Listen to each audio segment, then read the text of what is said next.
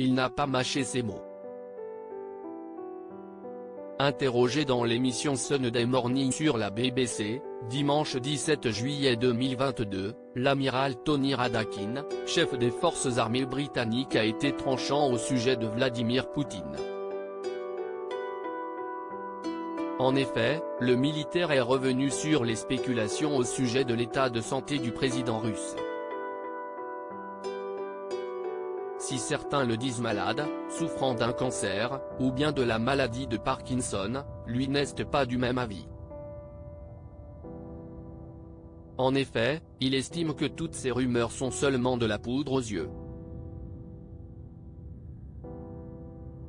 Par contre, il enfonce un peu plus le clou au sujet de ce que devrait être l'avenir de Vladimir Poutine. Je pense que certains commentaires selon lesquels il n'est pas bien ou que quelqu'un va sûrement l'assassiner ou l'éliminer, je pense que ce sont des vœux pieux.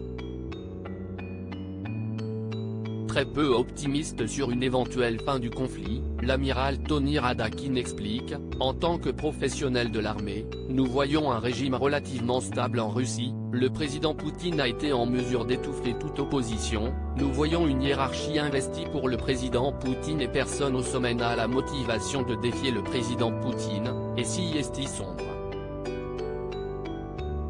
Au sujet de la santé de Vladimir Poutine, les avis divergent énormément. En effet, le 25 juin dernier, le général Kirillov Boudanov a déclaré que le président Poutine pourrait bien mourir dans les 2 années à venir.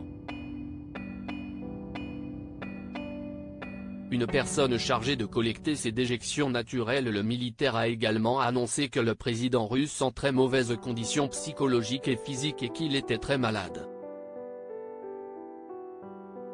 Très préoccupé par sa propagande, Vladimir Poutine serait même prêt à aller jusqu'à faire analyser ses selles. En effet, dans l'édition du 9 juin de Paris Match, on apprenait qu'une personne serait chargée de collecter ces déjections naturelles et de les emporter à Moscou, lorsqu'il est en voyage à l'étranger. Ces excréments et urines recèlent des informations capitales pour l'avenir du monde, peut-on lire dans les colonnes du magazine.